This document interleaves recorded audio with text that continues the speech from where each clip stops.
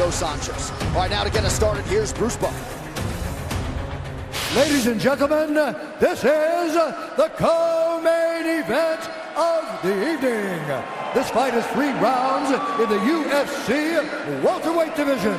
Introducing first, fighting out of the blue corner, a grappler holding a professional record, 26 wins, 9 losses. He stands 5 feet 8 inches tall, weighing in at 170 pounds.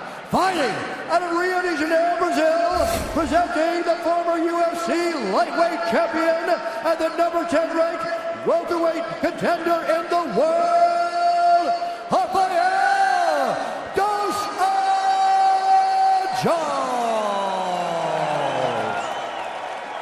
And now introducing his opponent, fighting out of the red corner, a mixed martial artist holding professional record, 19 wins, 6 losses. He stands 6 feet 3 inches tall, weighing in at 169 1/2 pounds. Fighting out of Denver, Colorado, USA, presenting the number 6 ranked welterweight contender in the world, Neil Magny. When the action begins, our referee in charge, Yves Levine. Yves Levine, our referee for this one. There's Brittany Palmer. Thank you, Brittany. Ready to go here. Rafael dos Anjos. Step back a little bit. Thank about you. a 2-1 favorite tonight against the returning Neil Magny. Are you ready? Ready? Fight! Tonight's fight clock is brought to you by Bud Light Living. Rafael dos Anjos in yellow. Neil Magny is in blue. Dos Anjos looks so much thicker at 170 pounds, particularly in his legs. Yeah. There's that long reach of Neil Magny coming into play right away. 80 inches. When dos Anjos is at his best, he's blasting a lot of kicks to the leg. There you go. Right away. It happened again, Joe. It just happened again. Perfect timing. It just happened again. Side control for dos Anjos, and he has some ridiculous power kicks. Neil Magny trying to capture that left leg, and dos Anjos protecting it, but he can't. And now it's tucked away. It's going to make it a little easier because of those ankle sleeves for Neil Magny to get some traction on that leg.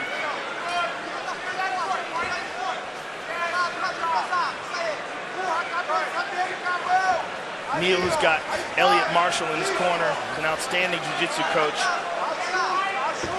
And his striking coach, Christian Allen, a guy who he really gives a lot of credit to in terms of working on using his length and establishing his jab in mixed martial arts. Doesn't get much better than Elliot Marshall, though, Joe, when it comes to the grappling. No, he's outstanding out of Denver, Colorado. Now, Neil Magny is in a position here to go for a deep half. Let's see if he can pull it off. He needs to use a deep half guard to try and move RDA from side to side just to create space to try to get back to his feet. He's worried about his neck here. The way dos Anjos has it underneath his chin, I don't think he feels confident in really digging in with that underhook and trying to go for it. And now it's free. Now let's see if he goes under. What he should do if he wants to try to that deep half is try to underhook that right leg. Yeah. But dos Anjos is a heavy guy, heavy on top, and I wouldn't be surprised if he's 195 pounds right now. Really, really heavy bottom half. You see it in his legs, and he looks strong, and you can tell that his base is very strong. This time he changed it up too. You know, for a long time he trained at King's MMA with Rafael Cordero, but he went out and trained with a guy that's really gaining some steam, Jason Perillo, and he feels comfortable with this change. And sometimes you get a little complacent. You need to make a change for your career, and RDA is looking phenomenal right now.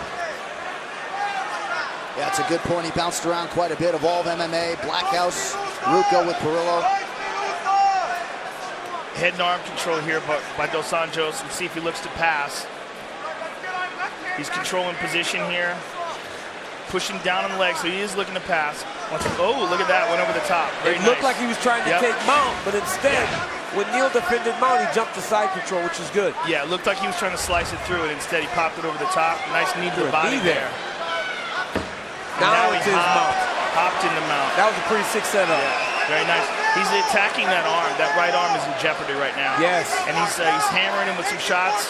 Doesn't have it anymore. But now he's in full mount. Dominant position here for dos Anjos. Magny doing a pretty decent job, though, minimizing the damage, at least when it comes to the striking. But he's in big trouble here, and he's getting hit with elbows, and he's got two options. Either he can just take these shots and try to defend or hold on, or he can try to make something happen, in which case he may give up his back. Yep. Right here. Oh, he put himself. Arm triangle. That is tight. This is the squeeze. That is tight. He's going out. That is tight. That's as tight as it gets. Oh, and he's fresh. He's fresh. RDA needs to lay his chest flat. Lay his chest flat on the mat to try to get the. There it is. As that pressure starts to go down, that's giant. It gets tighter. Big win for Rafael dos Anjos. Huge win. RDA by submission tonight. He ran through him. It wasn't just that he beat Neil Magny, who's a top 10 contender. It's that he leg kicked him to the ground and then smushed him. Just completely ran through him on the ground. Dominated Neil Magny, and you do not see that. I mean, you don't see it. I was going to say very often, but you don't see it. This is a real scary contender now. The same way he was at 155, people forgot about him for a little bit. In the mix, he loses to Alvarez. Alvarez gets knocked out by Conor. People forgot about dos Anjos. They forgot about how hard it was for him to cut that weight, how he literally did almost die making the weight cut. Now you see him at 170, and after he did this, beats Tarek Safadine, who's a world-class fighter, and then just runs through Neil Magny. We got a new top contender at 170 pounds, ladies and gentlemen. If they forgot about him, they better remember his name right now, because that dude is back. This fight replay is brought to you by Bud Light Living. Now here you see he's in full mount, and have to move up that arm. Rafael dos Anjos locks onto it like a gator, clamps down, and just, this is all squeeze and technique here. And Neil Magny's in deep, deep trouble going out. And he's forced to tap. Yeah, no choice. I mean, that wasn't going anywhere. That was a dominant performance by dos Anjos. So Rafael dos Anjos made his debut in the UFC all the way back in 2008. Tonight, he secures his 16th UFC win as he moves to 2-0 at 170 pounds. The official decision brought to you by Metro PCS, who brings you closer than ever to the UFC on a fast nationwide 4G LTE network. Here's Bruce Buffer. Ladies and gentlemen, referee Yves Leving has called a stop to this contest at 3 minutes, 43 seconds of the very first round, declaring the winner by submission due to an arm triangle, Rafael dos Anjos.